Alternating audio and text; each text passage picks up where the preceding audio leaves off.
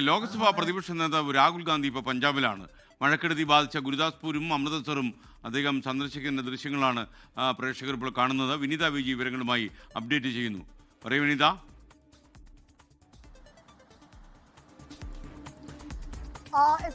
രാഹുൽ ഗാന്ധി പഞ്ചാബിൽ എത്തിയിരിക്കുന്നു. അദ്ദേഹം അമൃത്സറിലാണ് എത്തിയിട്ടുള്ളത്. അദ്ദേഹത്തെ അവിടെ പ്രവർത്തകർ സ്വീകരിച്ചിരിക്കുകയാണ്. ഒപ്പം തന്നെ ഈ മഴക്കെടുതി ബാധിച്ച അമൃത്സറിലെയും ഒപ്പം തന്നെ ഗുരുദാസ്പൂരിലെയും വിവിധ മേഖലകൾ രാഹുൽ ഗാന്ധി സന്ദർശിക്കുന്നുണ്ട്. അദ്ദേഹം അവിടെ ഈ മഴക്കെടുതി ഏറ്റവും കൂടുതൽ ബാധിച്ച മേഖലകളാണ് ഈ ഗുരുദാസ്പൂരും അതോടൊപ്പം തന്നെ അമൃത്സറും.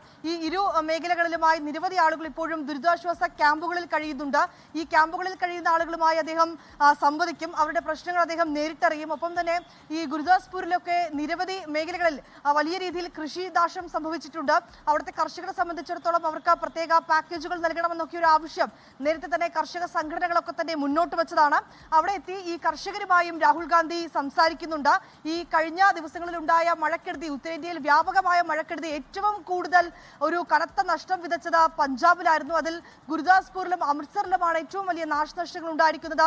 നിരവധി കെട്ടിടങ്ങൾ അവിടെ തകർന്നു, വീടുകളിൽ വെള്ളം കയറി. ഏതാണ്ട് ആയിരക്കണക്കിന് കുടുംബങ്ങൾ ഇപ്പോഴും ദുരിതാശ്വാസ ക്യാമ്പുകളിലാണ് അവിടെ കഴിയുന്നത്. പ്രധാനമന്ത്രി കഴിഞ്ഞ ആഴ്ച ഈ പഞ്ചാബ് സന്ദർശിച്ച് അവിടുത്തെ സ്ഥിതിഗതികൾ വിലയിരുത്തുകയും പ്രത്യേക ദുരിതാശ്വാസ പാക്കേജ് പ്രഖ്യാപിക്കുകയും ചെയ്തിട്ടുണ്ടായിരുന്നു. അതിന് പിന്നാലെയാണ് ഇപ്പോൾ പ്രതിപക്ഷ നേതാവ് രാഹുൽ ഗാന്ധി കൂടി പഞ്ചാബിൽ എത്തിയിരിക്കുന്നത്. അദ്ദേഹം ഇപ്പോൾ അമൃത്സറിലാണ് എത്തിയിരിക്കുന്നത്. അമൃത്സറിലെ വിമാനത്താവളത്തിലേക്ക് എത്തിയ രാഹുൽ ഗാന്ധി അവിടെ പ്രവർത്തകർ ചേർന്ന് സ്വീകരിച്ചു. ഇപ്പോൾ അദ്ദേഹം വിവിധ മേഖലകൾ, ഈ മഴക്കെടുതി ബാധിച്ച മേഖലകളൊക്കെ തന്നെ സന്ദർശിക്കുകയാണ്.